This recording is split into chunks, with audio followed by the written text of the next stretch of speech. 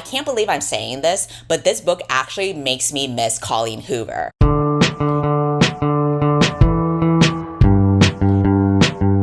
We have reached the midpoint of 2026 and already we're juggling with so much BS. We've got lettuce giving us diarrhea from all the parasites. We've got heat waves and bad air quality going on from the wildfires in Canada. Those are pretty much the two new developments on top of the ongoing stuff like our taxes going to fund genocides and wars and just general BS going on in the world. But as always, in dire times, we can turn to fiction for escapism. And so for this video, I want to talk about the books that I have read this year so far and shout out some of the standouts to me, as well as look at the other books that I plan on reading for the rest of the year. And I try to talk about books that I have not discussed on my channel previously, so that way we can keep things new and interesting and hopefully expand your reading list as well. So as of filming this, so far I have read 41 books, but I have also dropped 32 books because I am a big believer in dropping books that you're not interested in. Our time is so limited. Why are we wasting our time with just reading books that we don't like when we can just move on to books that we do like? So I'm totally okay with the number of my DNFs matching or even exceeding the number of books I read. I think it's much more important to focus on quality rather than quantity, and this goes beyond books too. Like, we should apply this to things that we're buying and clothes that we're wearing and choosing to add to our wardrobe. That's something that I'm trying to focus on this summer, and that's why I'm really glad that I've discovered Quince, which is the sponsor of today's video. Quince offers elevated essentials for every part in life, from clothing to home and cookware, but for me specifically, I'm focusing on clothes. I have been sweating so much this summer, and I want clothes that are breathable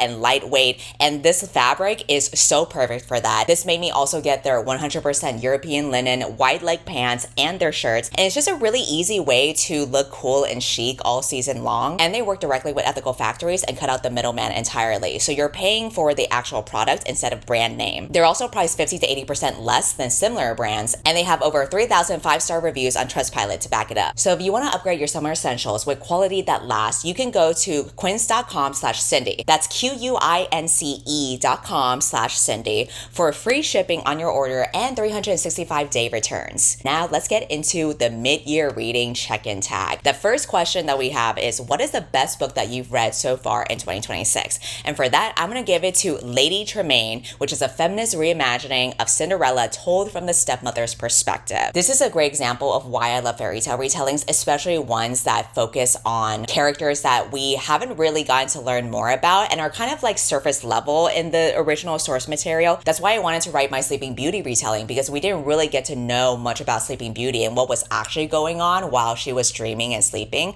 And so in a similar way, I just loved how Lady Tremaine focuses on the stepmother. She is fiercely devoted to saving her two daughters from ruin. This takes place in a setting and time where they live in a very rigid male-dominated society. So the only way that women could get power is through marriage with a man. And so that gives a lot of context for why she is a stressed mother trying to secure her family's future. I truly loved learning more about this character and how she grew up and all the ways that she had to navigate this restrictive society. That truly is mother with a capital M. The next question is, what has been your favorite sequel for the first half of the year? I don't read series or sequels, so I'm going to cheat a little and go with a sophomore book from an author, and that's going to be Risky Business, which is the second book by Annabelle Slater, because I read The Launch Date last year, and both books are like contemporary workplace romances. And Risky Business has a fun premise because it's basically like a modern reimagining of The Twelfth Night by Shakespeare, because it follows a female tech founder who submits an application to a massive global startup corporation under her twin brother's name. And she has to basically maintain the ruse and hire her brother, who's an out-of-work actor, to play the charismatic CEO while she tags along to do the actual work under the fake identity of his loyal assistant. I think this is such a fun way to reimagine Twelfth Night, and it also has very relevant themes about sexism and the double standards of what it means to work as a woman in the tech industry and pretty much like any industry in general. But I think really the juicy part of this romance is that she ends up having a one-night stand with a handsome man, and she finds out that this man is actually the assistant and cousin of the high-profile tech guy that's hosting the entire competition. So obviously she can't continue this relationship because that would be a really bad conflict of interest, even though she didn't know at the time that she had hooked up with him. them. When I was kind of going through a reading slump and it was hard for me to continue with a lot of other books that I was juggling, this was like the one book where it was just so easy for me to finish, I think within like 2 days. The third question is there a new release that you haven't read yet, but you're really excited to? Again, I'm not going to mention books I've already discussed on my channel and social media because I want to keep things fresh, but these are books that are currently on hold at my library. So I'm also currently reading Escape, which is by an author who has been a 2-time Survivor contestant, and he's written a literary thriller about the reality TV industry, and it follows basically like a washed up reality star that's trying to regain his fame again. And the second perspective is a disgraced producer who's trying to fight for redemption after the last show that she worked on, and it made her not look very good. Like she looked like kind of a sleazy producer as a result of the incident. And so both of them are now on this brutal remote island jungle survival show. And so I'm like 1/3 through it so far, and as someone who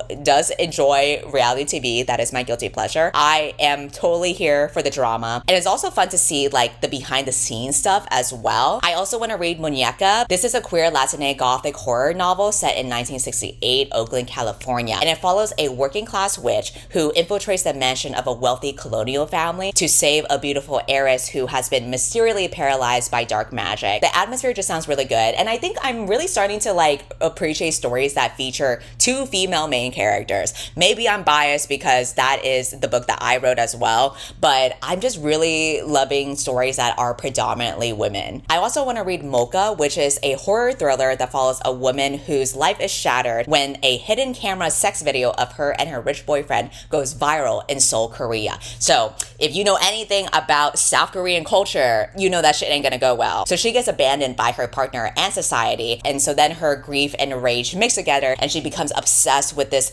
introverted IT technician who secretly films women at work. And then I also want to read This Kingdom Will Not Kill Me. This was actually something that Elias had recommended to me. It's a dark fantasy portal story where an obsessed reader wakes up in her favorite unfinished grimdark book series. She discovers that she is immortal, and now she has to navigate dangerous politics and prevent a cataclysmic war to save the characters that she loves. The premise sounds interesting, and again, I'm biased because the book that I wrote is also like a portal fantasy. It's fun for me to read like how other authors are approaching this as well. I know that was a lot of books I just threw at you, but the next question is gonna make me throw even more, because that is, what is your most anticipated release for the second half of the year? So this is where I'm gonna mention books that, again, I haven't talked about on the channel yet, but it's gonna be released in the second half of the year, and they're not on hold in my library yet, but I'm waiting for it. I'm waiting for a release day, and then I'm gonna get on it right away. So the first one is Fishbone Cinderella. This is a magical multi-generational saga that reimagines Cinderella against the backdrop of 1940s Hong Kong and 1960s California.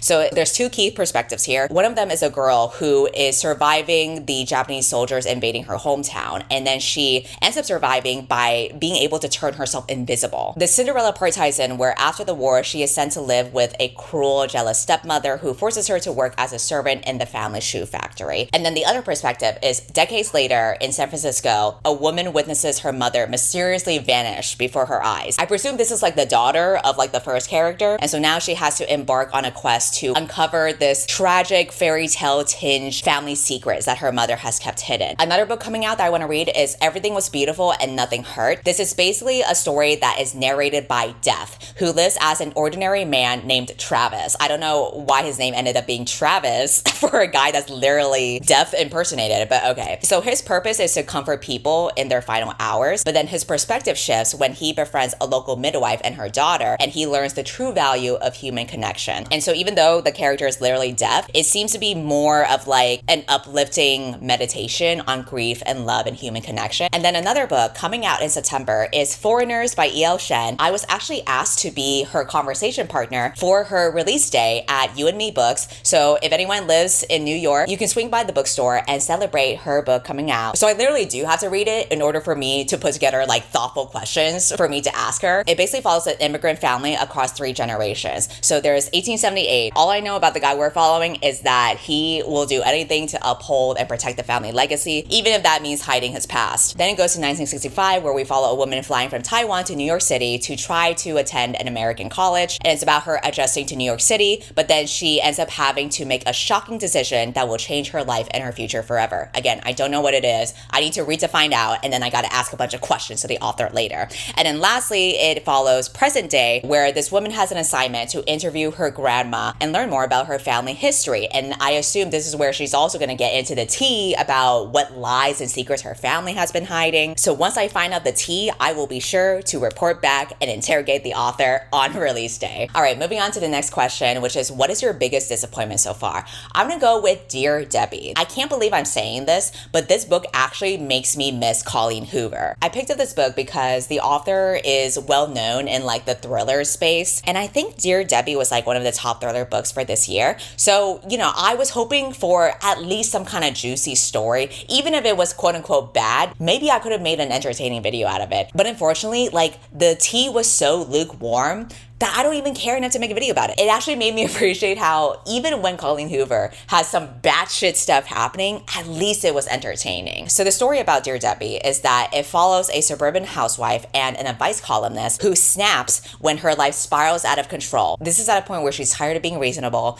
and she goes on this dark vigilante revenge tour to deliver lethal justice to those who wrong her or her family. This sounds like a great premise, especially because the main character is very smart. Like the book keeps on telling you that over and over, that she has a high IQ and she has a brilliant tech mind. All of these little side quests that she does for revenge to protect her family are just so banal. None of the characters acted like real people. They were just like caricatures. Somehow, even when there's murder, I don't care. It's not even juicy. And I think having this character just conveniently be a genius and be able to like hack into anything that she wants and pull off anything that she wants really eliminates any of the tension. It truly just feels like the escapist imaginations of a housewife, but without any of like the logic or tension or interesting storytelling that would come beyond, just imagining that you can get away with a bunch of shit. And I also kind of felt like the book was rushed because none of the events that happened felt really like creative or surprising. I would say for a thriller, it was very milquetoast in my opinion. The next question is, what is your biggest surprise so far? And for this, I'm going to counteract my previous answer to the last question with this answer, which is best offer wins. And the reason why it surprised me is that it's also like a thriller book, and it seems so banal as well because it literally just follows like a woman who really wants to buy a house and will do anything she wants to secure this property in this competitive real estate market. So again, it kind of just seems like it wouldn't be much, but I was like intrigued the whole time. And that's what was surprising to me. Like I'm someone who doesn't even expect to own a house in my lifetime, but I think what made it really fun for me to read was the main character increasingly being obsessed and consumed with buying this house and getting a good deal on it. She begins resorting to like extreme and unethical tactics. Like she starts to stalk the sellers at their yoga studio, and she tries to pretend that like she just happened to be there at the yoga studio, and she befriends them, and she finds out that they're trying to adopt a kid, and she's like, oh, we're also trying to adopt as well. And at first, at least to me, it doesn't really seem like it's a big deal. Like, yeah, it's a little manipulative, but she's trying to play the game, right? I think what really made it more unhinged was like after the homeowners find out that she was like lying about happening to be in the studio and trying to like become friends with them under false pretenses. They're like, leave us alone. We don't want anything to do with you. You're creepy for that.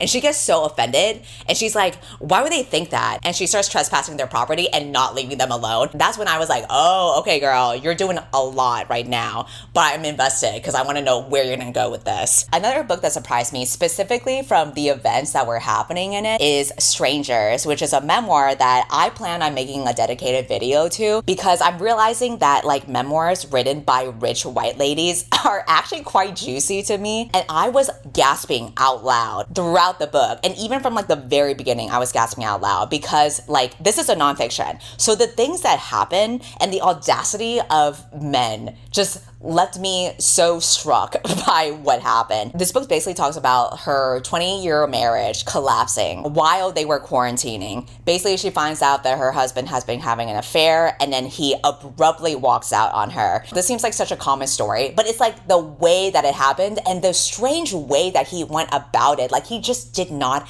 give a shit, and he just completely disappeared from their lives. We'll talk more about it in a future video. I'll do a deep dive into it so you can really understand the audacity of this man. The next question is, what book made you cry? And conveniently, literally the day before I had filmed this video, I was reading this graphic novel with my girlfriend. It's called Last Night I Dreamed of Home. This is an advanced copy because it's coming out in October. Basically, the author had asked me to blurb her book, and I was like, sure, because I figured that I could just buddy read this with my girlfriend. And we did not expect to cry while reading it. But to be fair, we were both feeling quite mentally unwell, dealing with the Sunday scaries. So maybe that added to it. I wouldn't say this is like a tragic book by any means, but I think it's a very sweet coming of age story. It basically follows these two college students that are both from China, but now they're studying abroad in Canada. The main girl is someone who's more go with the flow because she used to be a very studious, hardworking person because of pressures with her mom. But then something happened a while back that caused her to basically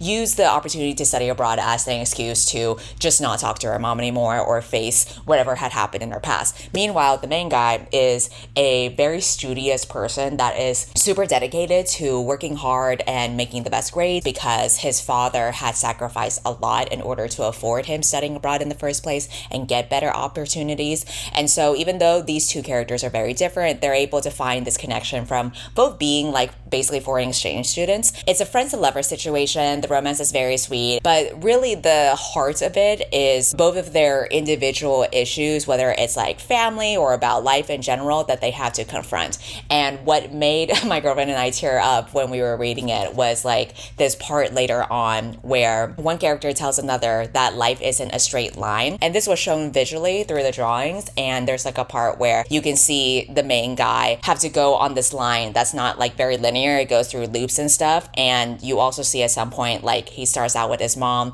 but then like he and his dad have to continue the line while the mom is left behind because his mom had passed away. And so that got us in our feels because we were like, ooh, this is hitting a little too close to home. I don't want to scare people off to think that this is like a tragic story. It's not. It's very sweet. There were a lot of cute moments with seeing these two get closer together, and I am always a fan of friends to lovers. And you know what? Actually, I'm going to reuse this answer for the next question too, which is a book that made you happy, because there were a lot of cute, sweet moments that my girlfriend and I were like, aw, while reading this book. Like you find out that the main guy really enjoys drawing comics, even though it's not like a practical thing to do. He's very dead set on majoring in business and doing what is expected of him. He learns to indulge more in this passion of his, and you get to see the comics that he draws. The main girl is like the only person that he shows his drawings to, and he ends up also drawing her as well, like in his study notes while he's in class. There's a part where the two of them are watching an Asian drama together, and then she falls asleep and he looks at her so tenderly, but he can't move because she also grabbed his hand, so he just ends up sleeping with her. Like, you know, they didn't like do anything physically, but it's just like a sweet little moment. And then for the last question, which is what books do you want to read by the end of the year, I'm going to shout out two books that I had received on my book tour and I definitely want to finish before the end of 2026. The first one is Babapalooza. This is a picture book about a young girl and her bond with her hardworking taxi driving father. So in this book, the dad has to miss the school's daddy-daughter dance, and so the daughter ends up throwing a surprise celebratory party for him called Babapalooza. I got to meet the author during my book tour, and I'm definitely saving this book for next time I'm with Victoria so that we can also buddy read it together. The other book that I need to read before the end of the year is The Apple of Their Throat. This is a poetry collection